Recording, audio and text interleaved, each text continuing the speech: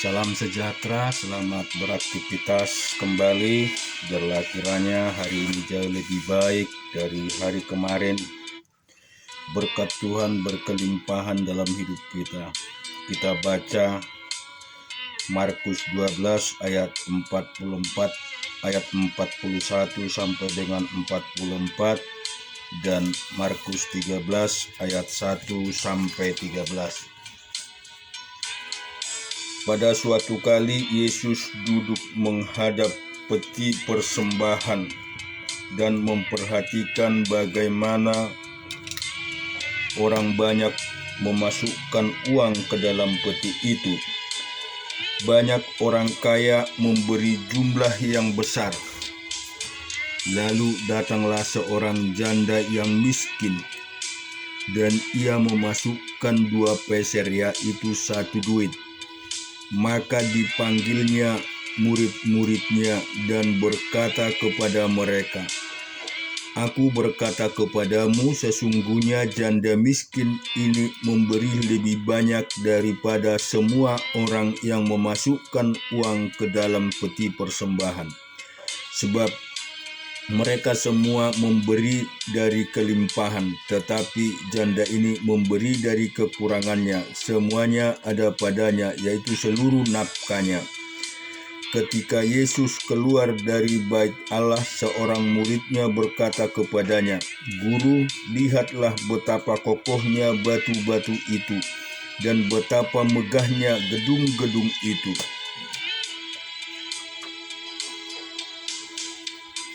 Lalu Yesus berkata kepadanya, "Kau lihat gedung-gedung yang hebat ini? Tidak satu batu pun akan dibiarkan terletak di atas batu yang lain.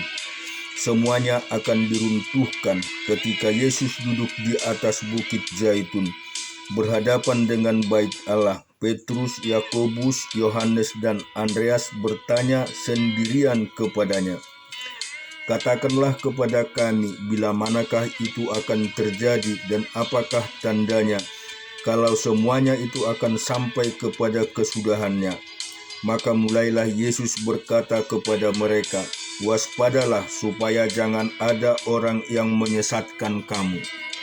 Akan datang pada banyak orang dengan memakai namaku dan berkata, 'Akulah dia,' dan mereka akan menyesatkan banyak orang. Dan apabila kamu mendengar deru perang atau kabar-kabar tentang perang, janganlah kamu gelisah. Semuanya itu harus terjadi, tetapi itu belum kesudahannya.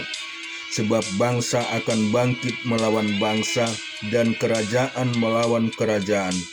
Akan terjadi gempa bumi di berbagai tempat, dan akan ada kelaparan. Semuanya itu barulah permulaan penderitaan menjelang zaman baru. Tetapi kamu ini hati-hatilah.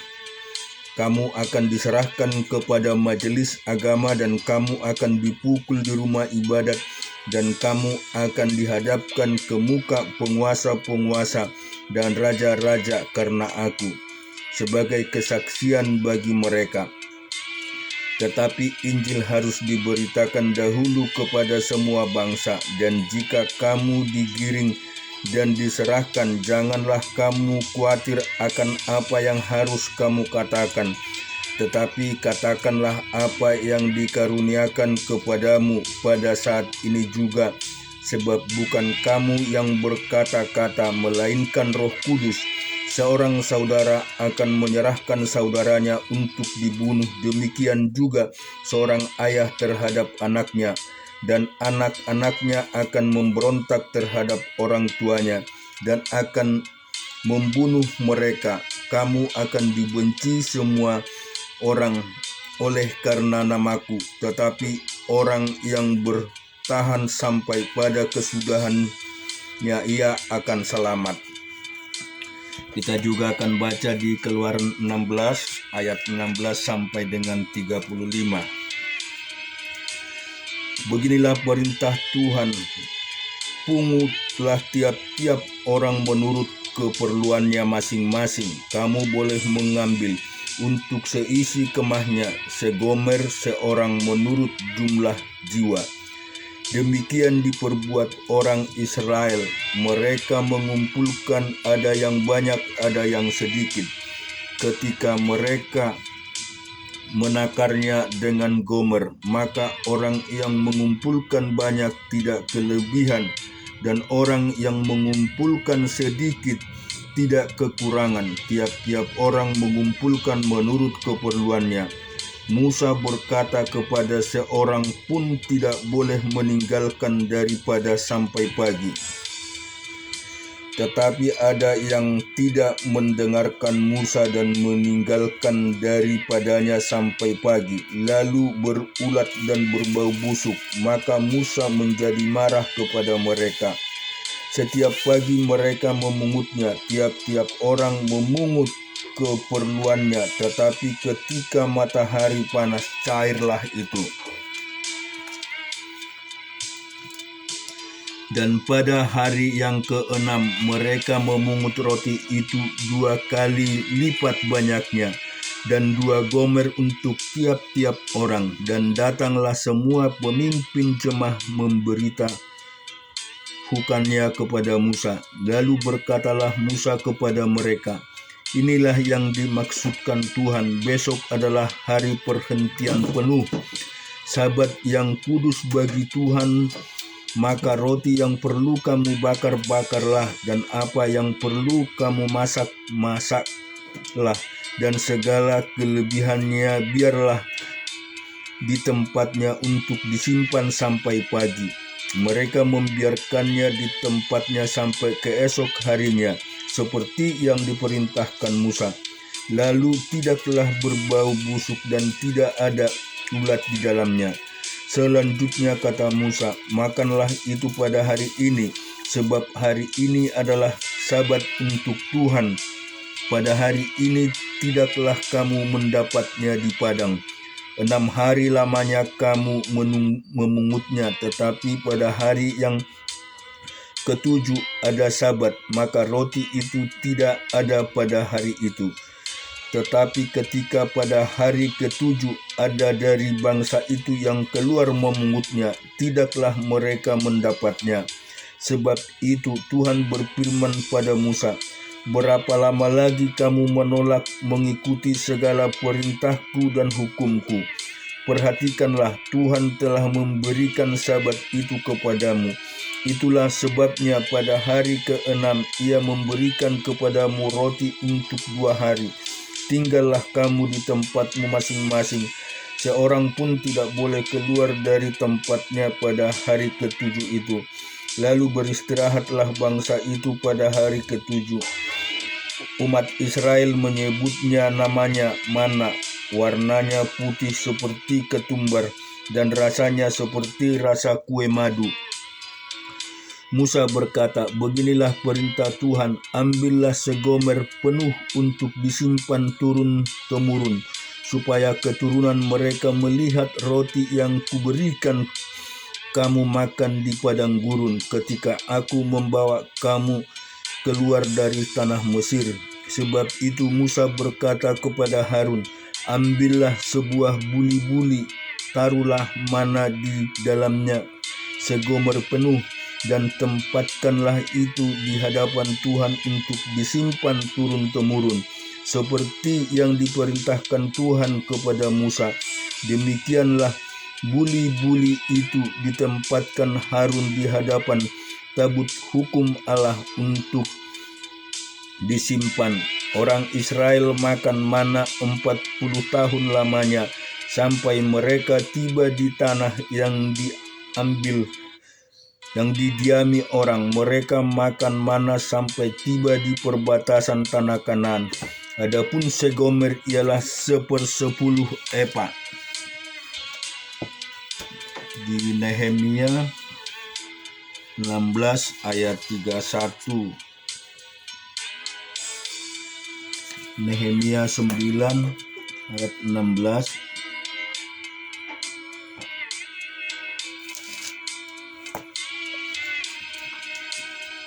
Tetapi mereka, nenek moyang kami itu bertindak angkuh dan bersitegang leher dan tidak patuh kepada perintah-perintahmu. Mereka menolak untuk patuh dan tidak mengingat perbuatan-perbuatan yang ajaib yang telah kau buat di antara mereka. Mereka bersitegang leher, malah berkeras kepala untuk kembali ke perbudakan di Mesir. Tetapi Engkaulah Allah yang sudi mengampuni, yang mengasihi dan menyayang, yang panjang sabar dan berlimpah kasih setianya. Engkau tidak meninggalkan mereka, bahkan ketika mereka membuat anak lembu tuangan dan berkata, inilah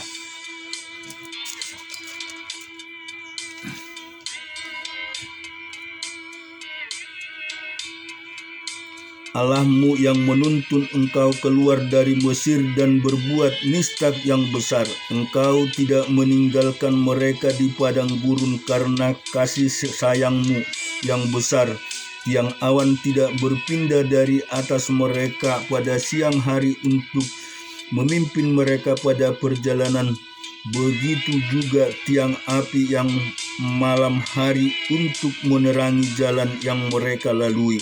Dan engkau memberikan kepada mereka rohmu yang baik untuk mengajar mereka. Juga manamu tidak kau tahan dari mulut mereka, dan engkau memberikan air kepada mereka untuk melepaskan dahaga. 40 tahun lamanya engkau memberikan mereka makan di padang gurun. Mereka tidak berkekurangan, pakaian mereka tidak rusak, dan kaki mereka tidak bengkak. Engkau menyerahkan kepada mereka kerajaan-kerajaan dan bangsa-bangsa, dan membagikan itu kepada mereka sebagai daerah perbatasan, sebab mereka duduk di tanah dari Sihon, raja negeri Hesbon, dan tanah dari Og, raja negeri Basan. Engkau membuat anak-anak mereka menjadi banyak seperti bintang-bintang di langit, dan membawa mereka ke tanah yang kau suruh kepada nenek moyang mereka untuk dimasuki dan diduduki. Lalu anak-anak itu memasuki dan menduduki tanah itu, dan engkau menundukkan di hadapan mereka penduduk tanah itu, yakni orang-orang Kanaan, dan menyerahkan orang-orang itu, baik raja-raja mereka maupun bangsa-bangsa tanah itu, ke tanah mereka, supaya orang itu diperlakukan sekehendak hati mereka. Mereka merebut kota-kota yang berkubu di tanah yang subur. Mereka merampas rumah-rumah yang penuh berisi berbagai-bagai barang baik, tempat-tempat air pahatan, kebun-kebun anggur dan kebun-kebun zaitun, dan pohon-pohon buah-buahan dalam jumlah yang sangat banyak.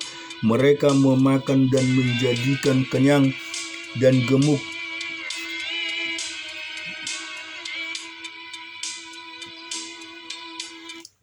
Di ayat 31 sampai dengan 37, tetapi karena kasih sayangmu yang besar, engkau tidak membinasakan mereka sama sekali, dan tidak meninggalkan mereka, karena engkau Allah yang pengasih dan penyayang. Sekarang ya Allah, kami Allah yang maha besar, kuat dan dahsyat, yang berpegang pada perjanjian dan kasih setianya. Jangan kau pandang remeh segala kesusahan yang telah dialami oleh kami, oleh raja kami, pemimpin-pemimpin kami, imam-imam kami, nabi-nabi kami, dan nenek moyang kami, ya oleh seluruh umatmu, sejak zaman raja-raja Asyur sampai hari ini. Tetapi engkaulah yang benar dalam segala hal yang menimpa kami, karena engkaulah berlaku setia dan kamilah berbuat fasik. Juga raja-raja kami, pemimpin-pemimpin kami, imam-imam kami, dan nenek moyang kami tidak melakukan hukum-Mu. Mereka tidak memperhatikan perintah-perintah-Mu dan perintah-perintah-Mu yang Kau berikan kepada mereka. Dalam kedudukan sebagai raja, mereka tidak mau beribadah kepadamu, walaupun Engkau telah mengaruniakan kepada mereka masuk kebaikan dan telah menyediakan bagi mereka tanah yang luas dan subur. Mereka tidak berbalik dari perbuatan-perbuatan mereka yang jahat. Lihatlah sekarang ini, kami adalah budak, ya, di tanah yang kau berikan kepada nenek moyang kami untuk mengecap hasilnya, dan segala kekayaan kami ini adalah budak.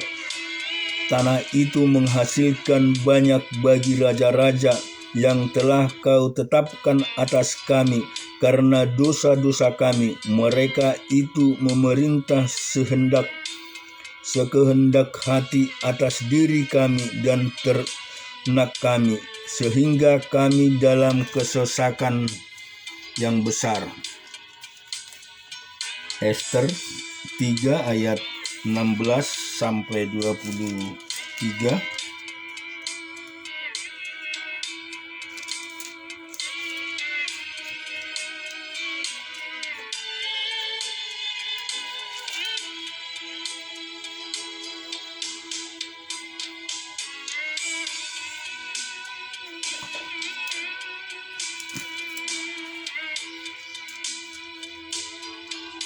Ester 4 ayat 1 sampai dengan 16. Setelah Mordekai mengetahui segala yang terjadi itu, ia mengoyakkan pakaiannya, lalu memakai kain kabung dan abu, kemudian keluar berjalan di tengah-tengah kota sambil melolong-lolong dengan nyaring dan pedih. Dengan demikian datanglah ia sampai ke depan pintu gerbang istana raja, karena seorang pun tidak boleh masuk pintu gerbang istana raja dengan berpakaian kain kabung. Di tiap-tiap daerah kemana titah dan undang-undang raja telah sampai, ada perkabungan yang besar di antara orang Yahudi, disertai puasa dan ratap tangis. Oleh banyak orang dibentangkan kain kabung dengan abu sebagai lapik tidurnya. Ketika dayang-dayang dan sida-sida Ester memberitahukan hal itu kepadanya, maka sangatlah risau hati sang ratu. Lalu dikirimnyalah pakaian supaya dipakaikan kepada Mordekai dan supaya ditanggalkan kain kabung daripadanya, tetapi tidak diterimanya. Maka Ester memanggil Hatah, salah seorang sida-sida raja yang ditetapkan baginda melayani dia, lalu memberi perintah kepadanya menanyakan Mordekai untuk mengetahui apa arti dan apa sebabnya hal itu.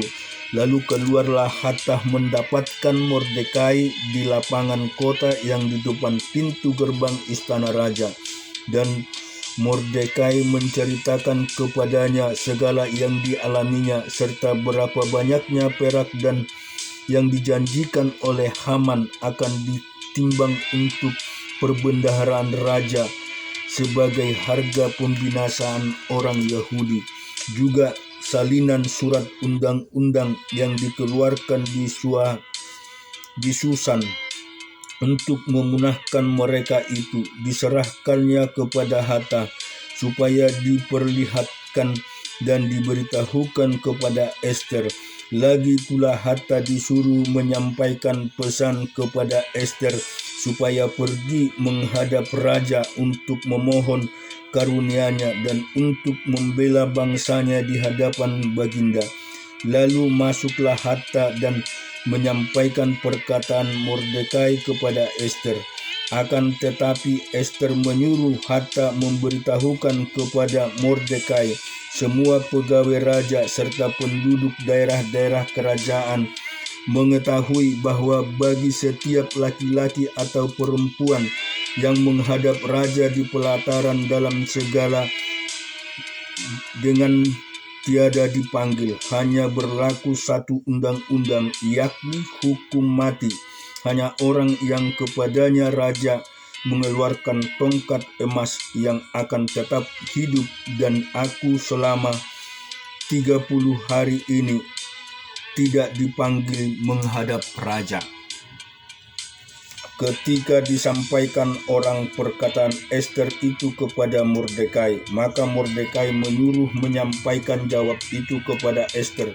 Jangan kiranya engkau di dalam istana raja, hanya engkau yang akan terluput dari antara semua orang Yahudi.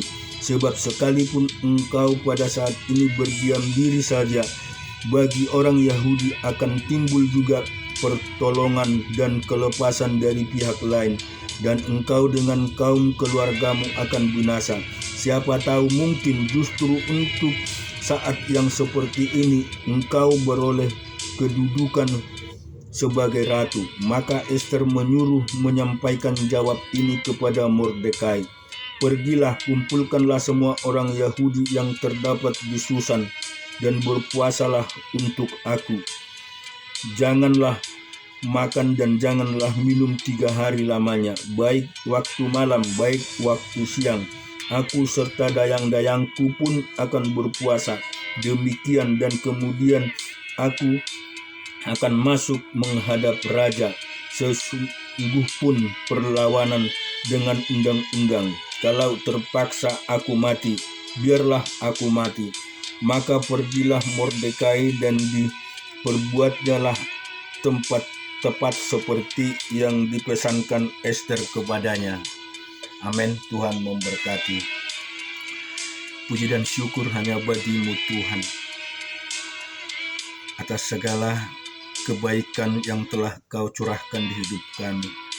Biarlah kiranya Tuhan senantiasa membimbing selalu hidup kami, melawat kami, dan menyertai kami Bapa. Tuhan, berkatilah setiap kehidupan kami, berkati lumbung kehidupan kami, berkatilah pelayanan kami. Terima kasih Tuhan, terpuji nama-Mu. Amin.